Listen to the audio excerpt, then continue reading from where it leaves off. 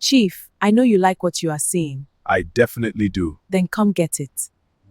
Listen, come closer. Let me tell you about a story. A story about a lady named Princess.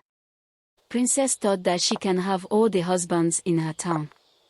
Without stressing herself, she thought just her beauty and her big butt can do the trick. She never knew that her downfall is coming. The market square was silent.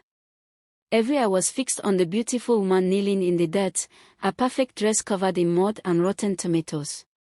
Princess, the girl who had walked through town like a queen just weeks before, was now crying like a child. Around her stood 7 women, their arms crossed, their faces hard as stone.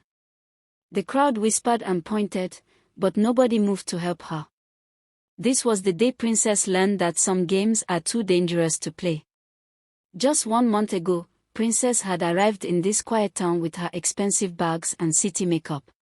She had smiled at every man she saw, not caring if he wore a wedding ring or not. She had believed she was smarter than everyone else, that she could take whatever she wanted without paying a price. But today, in front of the whole town, she was learning a lesson she would never forget. The wives had united, and they were done being quiet. The sun beat down on Princess's bent head as she sobbed into her hands. Her phone lay broken beside her in the mud, the same phone she had used to send secret messages to other women's husbands. Her expensive wig had been pulled off, showing her real hair underneath. All her beauty, all her pride, all her power over men, it was all gone in one terrible morning. And the worst part? Everyone was watching. As the church bell rang in the distance, the oldest wife stepped forward and spoke loud enough for everyone to hear, "Let this be a lesson to anyone who thinks they can destroy families and walk away free. In this town, we protect what is ours." The crowd erupted in applause and shouts. Princess wanted to disappear into the ground. But she couldn't. She could only kneel there and face what she had done. This was her judgment day. Before you watch, subscribe now, because stories like this reveal hidden truths you can't ignore. Princess arrived on a hot Tuesday afternoon when the whole town was resting. She stepped off the bus wearing a tight red dress that hugged every curve of her body. Her high heels clicked on the dusty road like a warning. She carried 2 large suitcases and a handbag that probably cost more than most people's monthly salary. When she walked, her hips swayed left and right like a snake dancing to music. Every head turned to look at her. She had come to stay with her aunt, Mama Rose, who owned a small shop near the market. Mama Rose was a kind woman who sold vegetables and always helped her neighbors. She had invited Princess to come and help in the shop while looking for work in town. But Princess had other plans. From the moment she saw the men staring at her, she knew this town would be easy to conquer. She smiled to herself, feeling powerful already. That first evening, Princess sat outside her aunt's house, painting her long nails bright pink. The neighborhood children gathered around her, fascinated by this glamorous stranger. She gave them sweets and spoke to them in her sweet city voice. The children loved her immediately. But it was not the children Princess wanted to impress. She watched as men passed by, pretending to be busy but stealing glances at her. She knew exactly what they were thinking, and it made her feel like a queen. Mama Rose warned her that same night. "Princess, this is a small town," the old woman said carefully. "People here respect marriage and family. Please, my child, behave yourself while you stay with me." Princess smiled and nodded, but inside she was laughing. She had heard such warnings before in the city. She never listened. Why should she start now? She was young, beautiful, and smart. These simple town people would be so easy to play with. She didn't know yet that simple people are often the most dangerous when you push them too far. The next morning, Princess wore a yellow dress that shone like the sun. She walked slowly to the market, taking the longest route so everyone could see her. Men stopped their conversations mid-sentence. Shopkeepers forgot to give change to customers. Even the old men sitting under the big tree forgot their chess game and stared with their mouths open. Princess pretended not to notice, but she was counting every stare, every whisper, every admiring look. This was her power, and she loved it. At the market, she bought tomatoes from Mr. Johnson, a married man with 3 children. He couldn't stop smiling at her, his eyes following her every movement. She leaned close to him, letting her perfume fill his nose, and touched his hand when taking her change. "Thank you so much," she whispered in a soft voice that made his heart race. Mr. Johnson's wife was at home caring for their sick baby, but he forgot all about that when Princess smiled at him. She walked away, feeling his eyes burning into her back, and she smiled wickedly. By afternoon, Princess had collected 5 phone numbers. 1 from the taxi driver who gave her a free ride. 1 from the young teacher who helped carry her shopping bags. 1 from the pastor's assistant who said he wanted to welcome her properly to our Christian community. 1 from the mechanic whose wedding ring glinted in the sun as he wrote his number on a piece of paper. And 1 from the pharmacy owner who gave her a special discount and asked if she was free for dinner. Princess saved all the numbers carefully, planning which man to call first. The women of the town began to notice something was wrong. Their husbands came home late with silly excuses. They suddenly cared about their appearance, buying new shirts and expensive cologne. They checked their phones constantly, hiding the screens when their wives came near. The wives felt something dark coming, like storm clouds gathering in the sky. But they didn't yet know that one woman was the cause of it all. They didn't know that Princess was playing a game that would soon set the whole town on fire with anger, jealousy, and pain. Within 2 weeks, Princess had 3 married men completely under her control. She would video call Mr. Johnson late at night, whispering sweet things while his wife slept beside him. She met the teacher, Mr. David, at a secret hotel on the outskirts of town every Thursday, making him spend his children's school fees on her.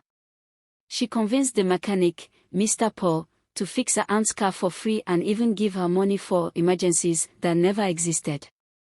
Each man believed he was special, that she loved only him. Each man was a fool. Princess's phone never stopped ringing. She had a special ringtone for each married man so she wouldn't mix them up. She kept a notebook where she wrote down the lies she told each one, so she wouldn't forget and get caught. She was organized in her wickedness. When Mr. Johnson bought her a gold bracelet, she told Mr. David it was from her late grandmother. When Mr. Paul gave her money for rent, she used it to buy expensive hair extensions. She was getting rich and powerful while families were falling apart. The town began to change. Mrs. Johnson stopped coming to church because she was too ashamed to face people. Everyone whispered that her husband was cheating. Mr. David's wife found strange receipts and confronted him, but he called her crazy and jealous. Their children heard them fighting every night and cried themselves to sleep. Mr. Paul's wife noticed money missing from their savings and stopped eating, worried about how they would survive. Princess saw all this pain, but she didn't care. She told herself it wasn't her fault, the men were the ones choosing to betray their wives. Then Princess made a terrible mistake. She got greedy and went after Mr. Emmanuel, the richest man in town. Mr. Emmanuel owned the biggest store and had a beautiful wife named Grace who everyone loved and respected.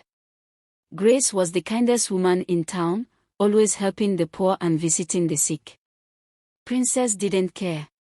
She wanted to prove she could take any man she wanted, even from a woman like Grace. She began going to Emmanuel's store every day, laughing at his jokes, praising his intelligence, touching his arm gently. Emmanuel started to fall under her spell too. But what Princess didn't know was that Grace was not like the other wives. Grace was a warrior woman who would soon show Princess what real power looked like. It was a rainy Wednesday when everything changed. Mrs. Johnson went to buy medicine at the pharmacy and overheard 2 women gossiping. "That city girl Princess is a husband snatcher," one woman whispered. "I heard she's seen at least 4 married men in this town." Mrs. Johnson's heart stopped. She thought she was the only one suffering. She thought her pain was private. But now she learned that other women were crying in their homes too, all because of the same beautiful devil. That afternoon, Mrs. Johnson did something brave. She went to Mrs. David's house and knocked on the door. When Mrs. David opened it, her eyes were red from crying. "We need to talk," Mrs. Johnson said quietly. The two women sat down and shared their stories. They cried together, realizing they had been fighting the same battle alone. Mrs. David knew about Mrs. Paul too. She had seen her looking thin and sad at the market. They decided to find her and talk. By evening, 3 broken wives sat in one room, united by their common enemy. But it was Grace, Mr. Emmanuel's wife, who turned their sadness into action. When the 3 women came to her house the next day, she listened to their stories with a face like stone. Then she said something that changed everything: crying won't stop her. Begging our husbands won't work. We need to teach this girl a lesson she will never forget. We need to show her that wives are not weak. Her voice was calm but dangerous, like a quiet river that can still drown you. The other wives looked at her with new hope in their eyes. Grace called a secret meeting of all the wives whose husbands Princess had touched. 7 women gathered in her living room that Sunday while their husbands thought they were at a church meeting. Grace stood before them like a general before soldiers. "Princess thinks she is clever," Grace said. "She thinks we are stupid and weak. But we are going to show her that underestimating wives is the biggest mistake she will ever make. We are going to plan together, work together, and bring her down together. Are you with me?" All 7 women raised their hands. The revolution had begun. Grace was a smart woman who had gone to university before getting married. She told the wives that they needed evidence and patience. "We cannot just fight her in the street like common people," she explained. "We need to expose her so completely that she can never deny it, and everyone in this town will know what kind of person she is." The wives agreed and started gathering information. They checked their husbands' phones when they slept, took pictures of receipts, and followed Princess around town to see where she went. Mrs. Johnson discovered that Princess met her husband at a restaurant every Friday. Mrs. David found love letters Princess had written to her husband, full of lies and false promises. Mrs. Paul recorded a phone conversation where Princess was laughing about these stupid wives who don't know how to keep their men happy. Each piece of evidence made the wives angrier, but Grace kept them focused. "Anger is good," she said. "But revenge must be cold and calculated, not hot and stupid. We strike when she least expects it." The wives created a fake Facebook account pretending to be a rich single man from the city. They sent Princess a friend request, and she accepted immediately. She was always looking for her next victim. They chatted with her for days, and Princess, thinking she had found another fool to control, started confessing everything. She bragged about how many married men she was seeing, how much money they gave her, how stupid their wives were. She even sent pictures of the gifts the men had bought her. The wives saved everything. Then came the final part of the plan.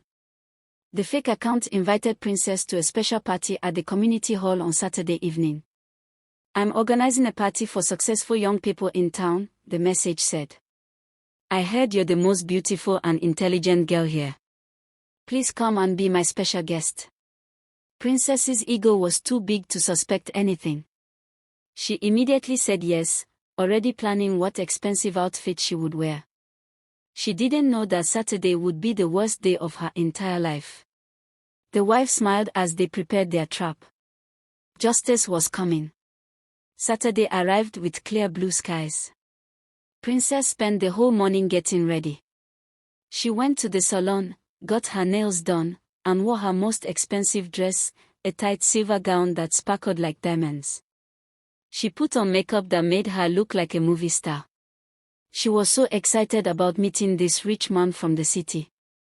Maybe he would take her away from this boring town, she thought. Maybe he would marry her and make her a rich woman. She looked at herself in the mirror and smiled. She was beautiful. She was powerful. She was unstoppable. Or so she believed. When Princess arrived at the community hall that evening, she was surprised to see so many people. The message had said it would be a small, exclusive party. But the hall was packed with the entire town, old people, young people, children, everyone. She felt uncomfortable but walked in anyway, her heels clicking on the floor. People stared at her and whispered. She tried to find the rich man who had invited her, but he was nowhere to be seen. That's when she started to feel afraid. Suddenly, the lights went out. When they came back on, 7 women stood on the stage. Princess recognized them immediately, the wives. Her heart began to race like a wild animal trying to escape a trap. Grace stepped forward with a microphone. "Good evening, everyone," Grace said calmly. "We are here tonight to show you all the truth about this woman called Princess. For weeks, she has been destroying families in our town. Tonight, we will prove it." A large screen behind them lit up with pictures, Princess with different married men, screenshots of her messages, recordings of her phone calls. Everything was there for everyone to see. The crowd gasped and murmured. Princess tried to run, but the doors were blocked by people. She tried to deny it, shouting, "It's all lies. These women are jealous of me." But then the wives played the recording where Princess was laughing and bragging about manipulating married men. Her own voice betrayed her. The crowd turned angry. Women shouted insults at her. Men whose wives she had destroyed moved toward her with rage in their eyes. Even the children who had loved her looked at her with disgust. Princess fell to her knees, crying and begging for forgiveness. But it was too late. The truth had been revealed, and there was nowhere left to hide. Grace raised her hand, and the angry crowd became quiet. "We are not here for violence," she said firmly. "We are not animals." But Princess needs to face consequences for her actions. The wives had already arranged for Princess to be publicly shamed according to the town's traditional way of dealing with people who destroyed families. They brought out a bucket of muddy water mixed with rotten tomatoes and poured it over Princess's head, ruining her expensive dress and washing away her makeup. They cut off her expensive wig, the symbol of her pride and vanity. Princess knelt in the mud, completely broken. All her beauty meant nothing now. All her cleverness had failed her. She thought of her aunt, Mama Rose, who had warned her and was now too ashamed to even look at her. She thought of all the wives she had hurt, the children who cried because their parents were fighting, the families she had destroyed for fun and profit. For the first time in her life, Princess felt real shame. Not because she was caught, but because she finally understood the pain she had caused. The 7 wives stood over her in a circle. Grace spoke one final time. "Princess, you came to our town thinking you were better than us. You thought we were simple, stupid women who deserved to have our husbands stolen. But today you learned that underestimating good women is a dangerous mistake. You learned that every action has consequences. You learned that beauty without character is worthless. Now leave this town and never come back. If you return, the punishment will be much worse." Princess packed her bags that same night and left town before sunrise, too ashamed to say goodbye to anyone. The bus that took her away was the same one she had arrived on just weeks before, but she was a completely different person. Her expensive clothes were gone, her pride was shattered, and her heart was heavy with regret. As the bus pulled away, she looked back at the town one last time. She had come seeking power and pleasure. She was living with only shame and painful wisdom. If this story moved you, subscribe for more real-life lessons that will stay with you.